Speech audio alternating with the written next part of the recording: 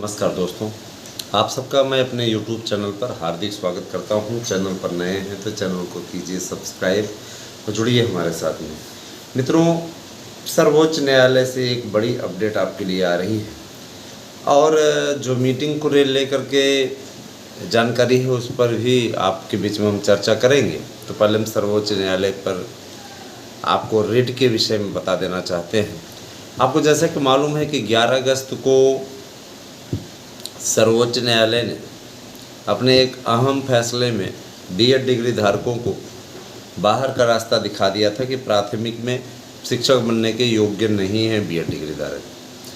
इस मामले में तब से बीएड डिग्री धारक तमाम अवसाद से गुजर रहे हैं और अवसाद में हैं कई बीएड डिग्री धारकों ने आत्महत्या जैसा घातक कदम भी उठाया है।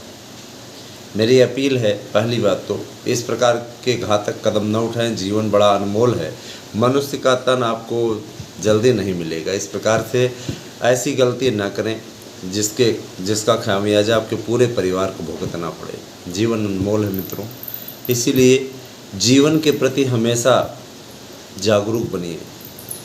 अपना जीवन गंवा करके आपको कुछ भी आपके परिवार को नहीं हासिल होगा। बना करके रखिए मित्रों, बहुत ज़रूरी है। ये तो आपके लिए खास संदेश था। सर्वोच्च न्यायालय में प्रधानमंत्री जी के निर्देशानुसार एनसीटीई ने और केंद्र सरकार ने एक याचिका की थी।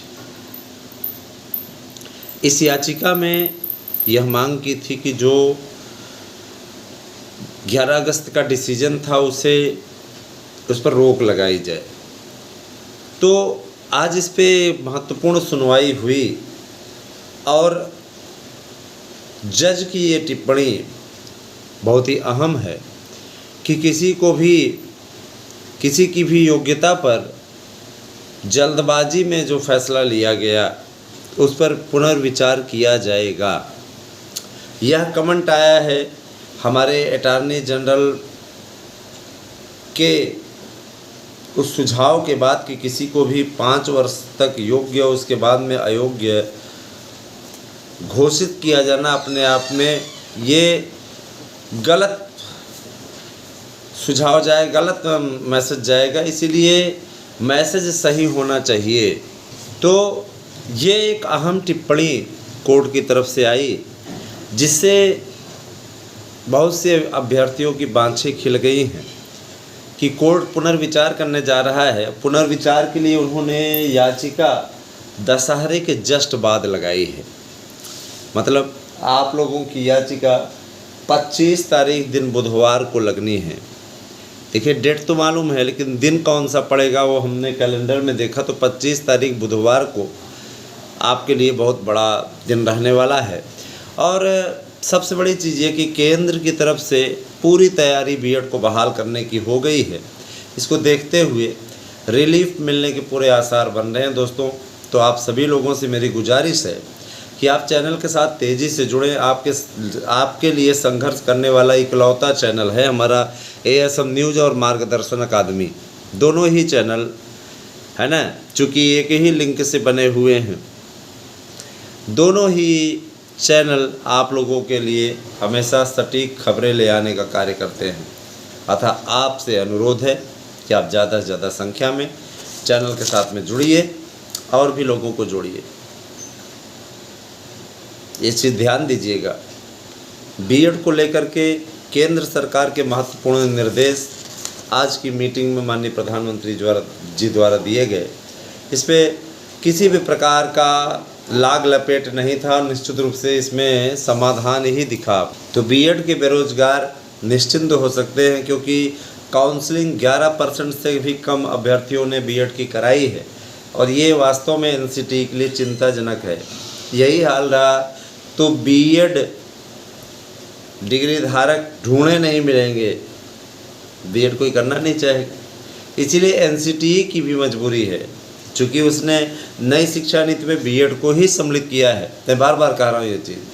बीटीसी कोर्स समाप्त होने जा रहा है दोस्तों, इसमें कोई दो राय नहीं है। और इसको लेकर के जो अपना मुगालता पाले हुए हैं, जिनको ये लगता है कि ऐसा कुछ नहीं होने जा रहा है, बीटीसी कोर्स अमर है, चलता रहेगा, मैं ये बता देना चाहता हूँ 101% बीटीसी कोर्स समाप्त है। अगले सत्र से कोई एडमिशन नहीं होगा बीटीसी में।